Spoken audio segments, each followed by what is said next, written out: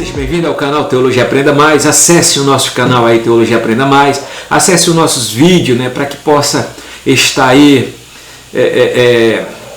participando desse colóquio, desse pensamento, desses vídeos que eu gravei sobre bibliologia, curiosidades bíblicas, apologética, seitas e heresia, teologia sistemática. Agora a gente está gravando sobre o Pentateuco, Nesse vídeo de hoje eu quero falar sobre a questão, a nova hipótese documentária que traz a negação, dizendo que não foi Moisés que escreveu, para você ter uma consciência, de que se trata dos liberais, que ataca a autoria mosaica, ataca a Bíblia, Isso eu já ressalto também lá na bibliologia, dizendo que aqueles que dizem que a Bíblia não é a palavra de Deus, a Bíblia não é a palavra de Deus, que contém erro, contém contradição, é cheio de mitos, entendeu? Isso começa desde o século XVIII e vem até o nosso tempo, a partir do Iluminismo, passa nas escolas alemãs e etc.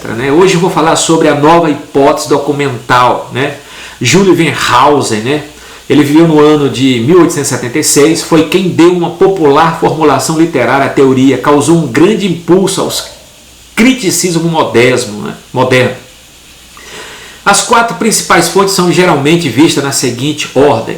Ele coloca o seguinte, tem a questão do J, já vista, escrita no Reino do Sul por volta de 950 antes de Cristo. É a primeira fonte. Ele fala a fonte Eloísta, escrita no Reino do Norte, cerca de 850 a.C. A fonte D, Deuteronomista, composta aproximadamente no ano 650 a.C., antes de Josias.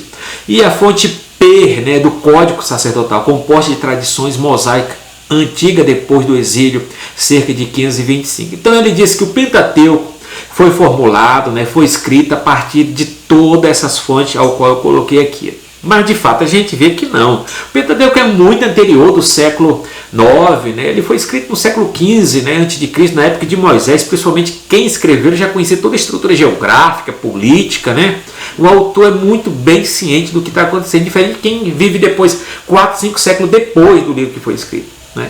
Então essa teoria questiona a inspiração divina por duas maneiras. Em vez de seres tomados como palavra do profeta de Deus, são considerados produto da imaginação humana. Outra questão também.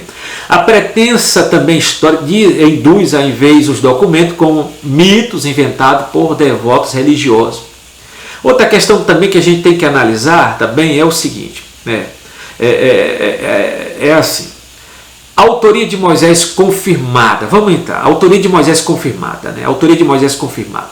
Autoria de Moisés confirmada. Moisés é considerado o mais erudito da antiguidade e aquele que confessou escrever sobre a direção de Deus. Analisa aí em Êxodo 17, 14, Deuteronômio 31, 9, até Atos 7, 22. Há uma continuidade de conteúdo, estilo e gênero de palavra nos 5 livros. Só pode ser um autor que veio na época. Cristo e os escritores do Novo Testamento afirmam ser Moisés o autor do Pentateuco, o autor da lei. João capítulo 1, 17, João capítulo 5, 47, Romanos capítulo 10, versículo 5. Está registrado. Outra questão também é o seguinte, a autoria de Moisés confirmada. As evidências arqueológicas confirmam que houve intensa atividade literária, pelo menos a partir da época de Abraão. Moisés teria usado algum desses documentos antigos de acordo com a inspiração divina, assim como Lucas se informou dos fatos que relatou. Lucas não fez aquela pesquisa acurada para escrever o seu evangelho. Ele mesmo diz em Lucas 1, capítulo 1, versículo 1 a 3, o Pentateuco é uma obra contínua, completa, produzida por um só autor inspirado, Moisés. É possível que se tenha feito uso de documentos existentes na época, claro, isso aí ele usou. Exemplo, ele pode ter usado Moisés a questão de ter ouvido a tradição oral, a tradição escrita, sobre orientação divina. Há uma antiga tradição hebraica que declara isso, que ele fez uso de tradições escritas da época.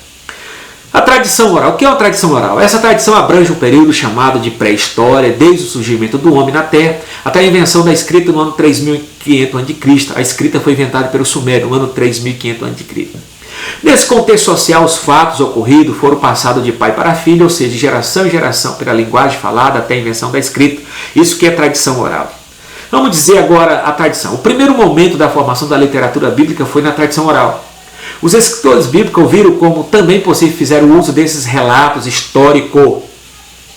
Somente depois de alguns anos foi que a tradição oral foi assumindo gradativamente a forma escrita, que eu já coloquei. Agora, a tradição escrita.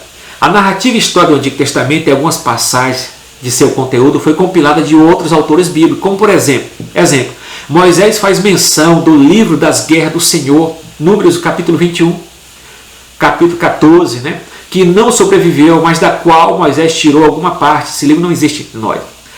Uma possível indicação de Moisés ter utilizado o registro histórico existente ao escrever Gênesis é a repetição expressa através do livro, né? Essas são as gerações que também admite a tradução. Essas são a história escrita por... É o que você pega lá em Gênesis capítulo 2, versículo 4, né? Gerações, história. Subentende que ele está pegando algo escrito da época. São chamados toledotes, né? Gerações escritas. No livro de Josué faz menção do livro do reto, né? Ou do justo. Ou ainda seu nome hebraico, o livro de Jazer, que reaparece em Samuel. Este era uma coletânea de poemas feita nacionais que perdeu também, não tem esse livro. Convém salientar que não há evidência de que o livro de Jazer, publicado no século XIX, seja autêntico, né? Tem um livro aí. Então, teve livros que se perderam, que nós não temos mais na Bíblia. A revelação direta de Deus, né? Então ele recebeu como fonte tradição oral, tradição escrita. Agora também ele pôde receber também de Gênesis capítulo 1, 2 e 3, a questão de uma revelação direta. Aquele que não sabia, Deus revelou para ele, né? Deus revelou o futuro, Deus revelou para ele o passado. A revelação direta de Deus para Moisés. A história da criação é um fato ou um ficto que a gente pode até colocar. Como Moisés obteve tão preciosas informações sobre relatos históricos tão antigos da sua época?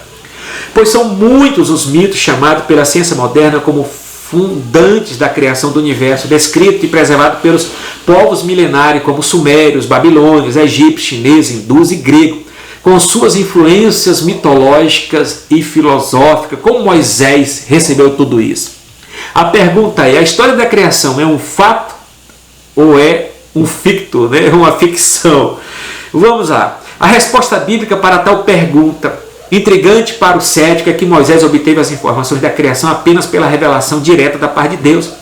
Segundo, né, a criação do mundo não é um caso único isolado na Bíblia, pois também o destino do justo e do injusto, a questão do céu e inferno, são temas que só pode chegar ao conhecimento humano por meio de revelação da parte de Deus para nós. A questão do céu, do inferno, de uma vida pode vir, são tudo revelações diretas da parte de Deus.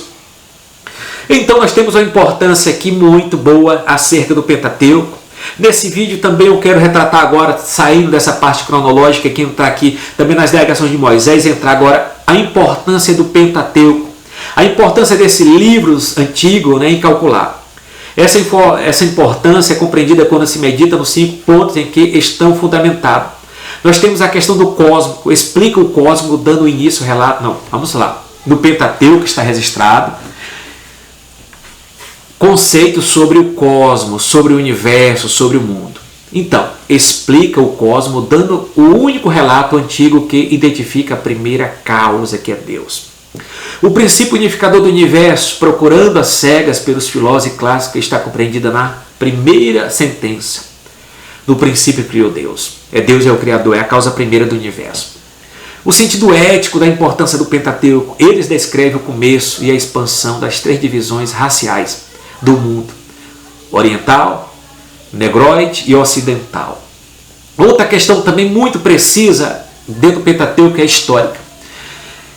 Este livro são os únicos a traçar a origem do homem numa linha contínua a partir de Adão. Todavia, não é a sua intenção apresentar a história completa de todas as raças, mas sim um relato altamente especificado da implantação do reino teocrático no mundo e do plano da redenção da humanidade. Nesse processo, a história de Israel retoma Abraão, através de quem Deus prometeu a redenção. Está no Pentateuco, nos 5 primeiros livros de Moisés escritos, de Gênesis a Deuteronômio.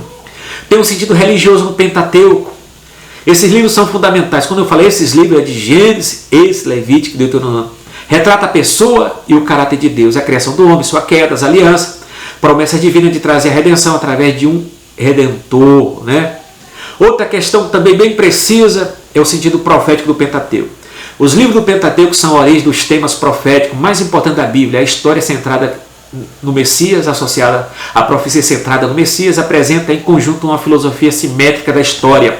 É a história linear. Linear, a história é o que lá? O tempo linear. O que é o tempo linear?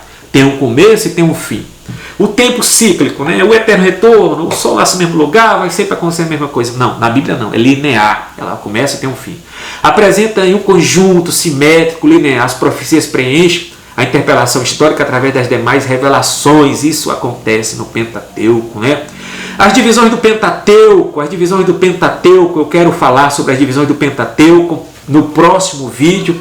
Quero falar sobre a divisão do Pentateuco e convido você para estar acessando aí a nossa Teologia Aprenda Mais. Acesse os nossos vídeos, né? Nosso trabalho, divulgue e curte, né? Se inscreva também, compartilhe e até a próxima, onde que eu vou gravar um vídeo sobre as divisões do Pentateuco, Até mais, shalom. Ok.